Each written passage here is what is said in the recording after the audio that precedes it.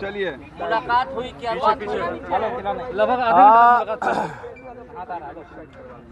आज विपक्ष के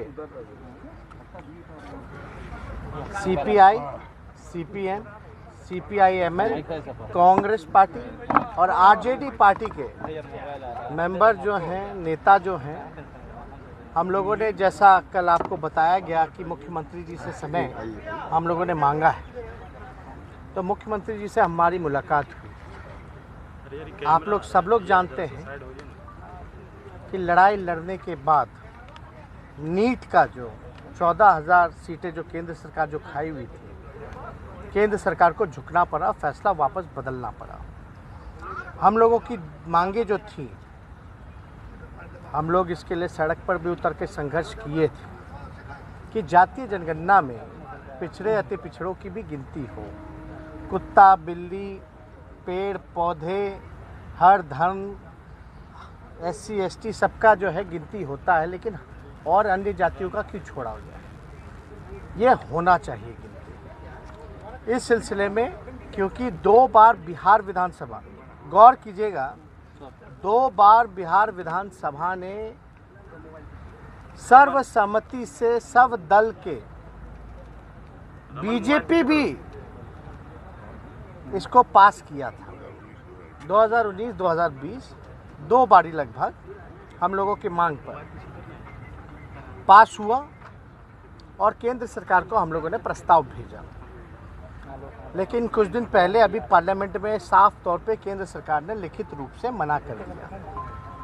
मना आपको पता है कि नीट का भी जो 14,000 सीटें जो चल रही थी उसके लिए भी किया गया, लेकिन सरकार को दबना पड़ा, वापस फैसला लेना पड़ा।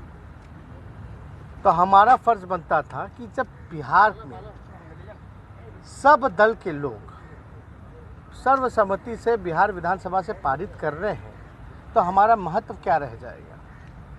तो हम लोग इसलिए मुख्यमंत्री जी से हम लोगों ने समय मांगा, और मुख्यमंत्री जी लगातार जो है कहते रहते हैं कि हम इसके पक्ष में हैं, लेकिन कराएगा कौन? आखिर डबल इंजन की सरकार है, एनडीए की सरकार है यहाँ भी और केंद्र में भी। तो इसलिए हम लोगों को लगा कि भाई बिहार विधानसभा के मान सम्मान के लिए हम सब लोग जो है मुख्यमंत्री से मिलके ये प्रस्ताव रखें कि भाई आप प्रधानमंत्री जी से समय लीजिए, और समय लेकर के सारे दल जो भी बिहार विधानसभा में हैं, वो सारे दल के नेता डेलीगेशन एक हम लोग कमेटी बना करके प्रधानमंत्री से मिले। आपने देखा होगा कि भाई सब लोगों ने मांग की थी, तो भाई समय लेकर के इस काम को कराया जाए।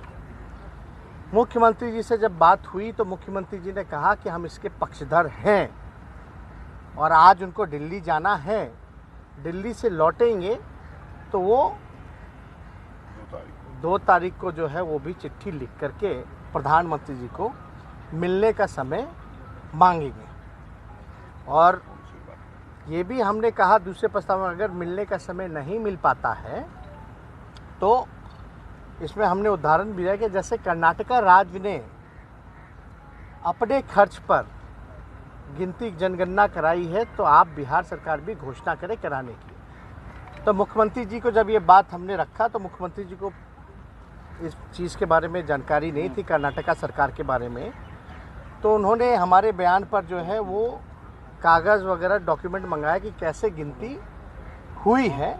तो उसमें भी नीतीश कुमार जी का ये कहना है कि एक बार मंगा के हम लोग देख लेते हैं सारी चीज़ें। उन्होंने हम लोगों के बयान के बाद जो है कर्नाटका सरकार का जब उदाहरण हमने दिया, तब जो है कागज़ वगैरह मंगा करके वो देख लें।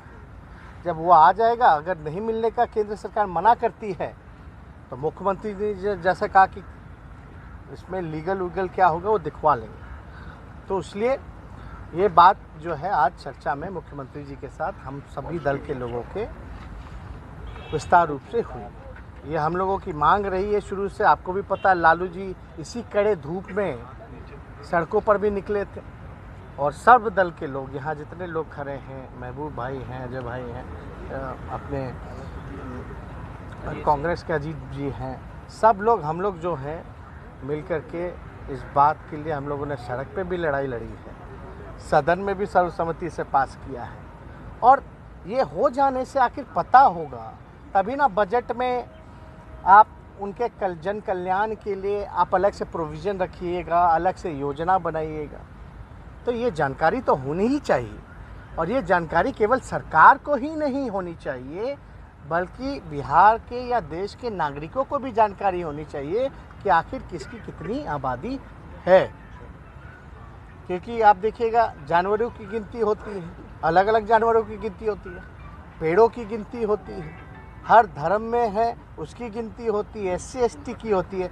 तो और सब जातियाँ जो पिछड़े अति पिछड़ी या अन्य वर्ग हैं वो क्यों छूटी रही इसमें?